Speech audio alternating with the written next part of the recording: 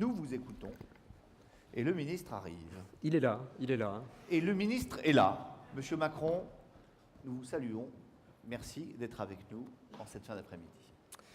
Monsieur le ministre, mesdames et messieurs les représentants des entreprises et des organisations syndicales, mesdames, messieurs, je redis que dans le contexte dramatique que nous vivons actuellement, collectivement, la présence de chacun d'entre vous aujourd'hui démontre avec force que la terreur, d'où qu'elle vienne, ne peut pas nous empêcher de construire et d'avancer tous ensemble. Je remercie donc chacun d'entre vous de participer à cet élan collectif. Alors je dirais, indépendamment de toute justification protocolaire, ces remerciements s'adressent particulièrement à vous, Monsieur le Ministre. Autant que je me souvienne, c'est la première fois que l'un des ministres majeurs de notre pays offre son écoute et sa contribution à un événement officiel où les services d'une même voix partagent avec la République. Merci donc, Monsieur le Ministre, et je dirais, vous ne vous êtes pas trompé, l'événement est d'importance et j'ai envie de vous faire applaudir.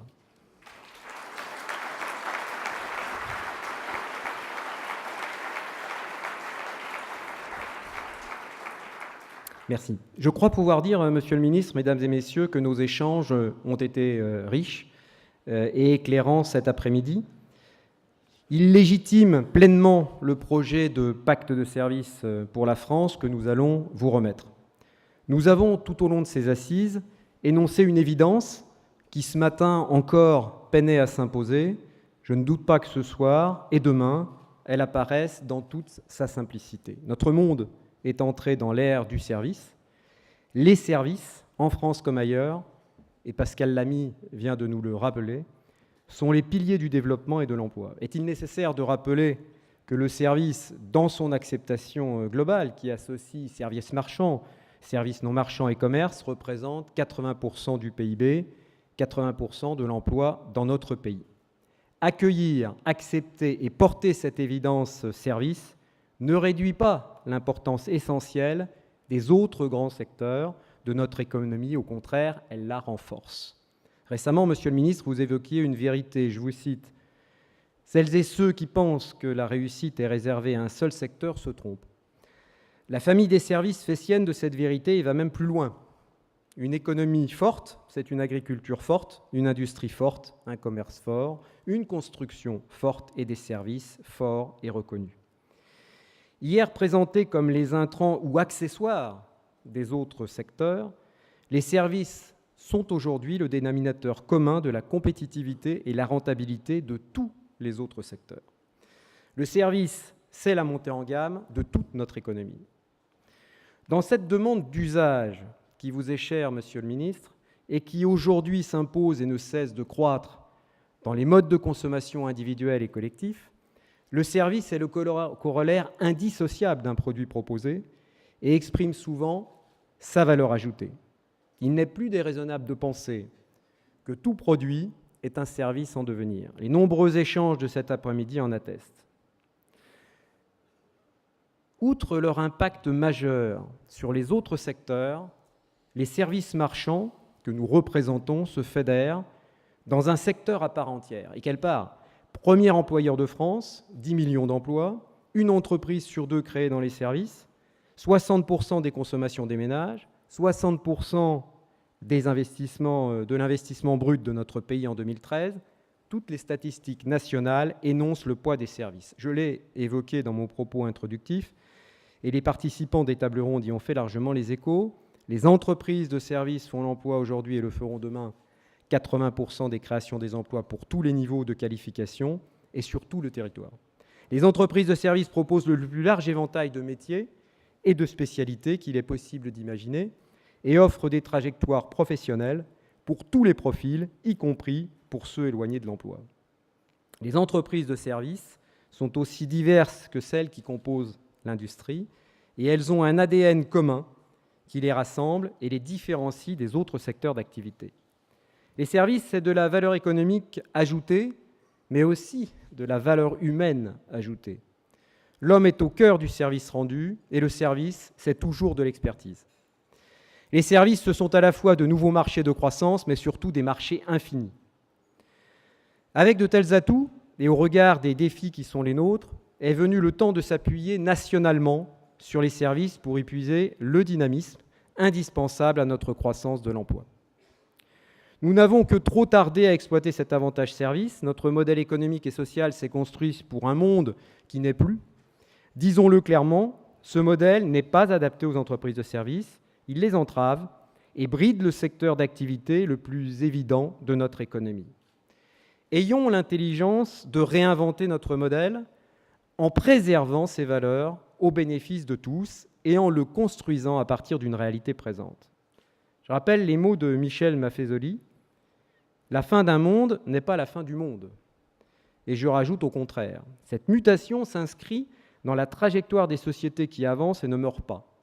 La révolution digitale précipite cette adaptation inévitable et nous offre aussi une formidable opportunité de reprendre la main sur notre avenir collectif.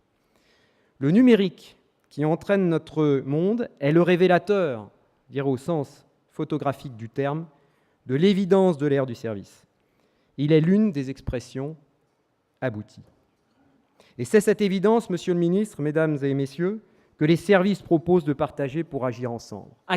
Accepter ce nouveau paradigme et en faire une force. Voilà la vocation du projet Pacte Service, de ses 5 priorités et de ses 30 propositions et recommandations. Ce projet de pacte rédigé en collégialité avec la famille des services, par la famille des services, et offert en contribution à la société civile, dessine la trame d'une politique nationale et d'une ambition européenne. Ce projet centré sur l'évidence service bénéficiera à tous les grands secteurs, sans exclusive. Le service est dans tout. Aborder notre économie en énonçant cette vérité, c'est partir du bon énoncé. Vous avez, Monsieur le Ministre, la lourde charge, avec le gouvernement, d'animer un élan collectif qui puisse porter le présent et offrir un avenir à toute la nation. Aujourd'hui, les fractures sont nombreuses et d'autres menacent. S'appuyer sur les services pour nourrir un projet économique national, inclusif de toutes les composantes de la société française, est sans doute l'une des clés.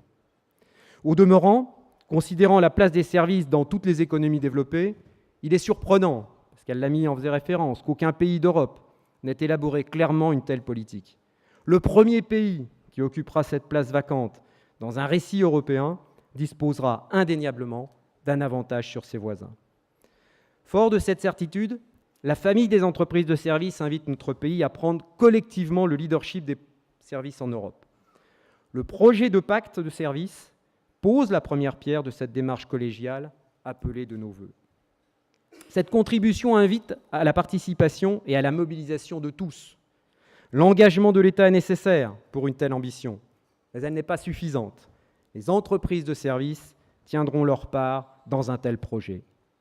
Je ne détaillerai pas, évidemment, le pacte service à l'instant.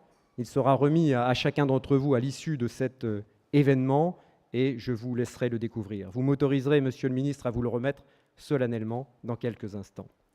Je souhaite néanmoins vous faire partager 5 priorités que nous avons dégagées.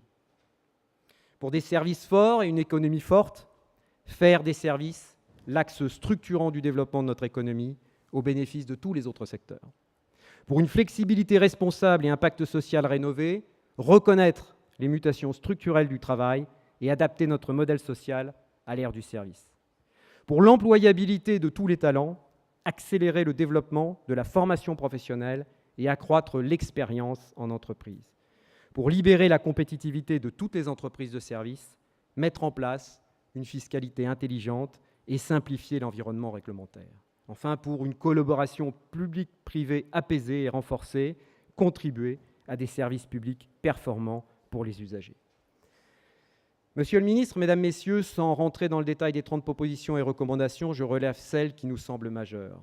Tout doit commencer par l'affirmation d'une vision et d'une politique nationale service pour une ambition européenne.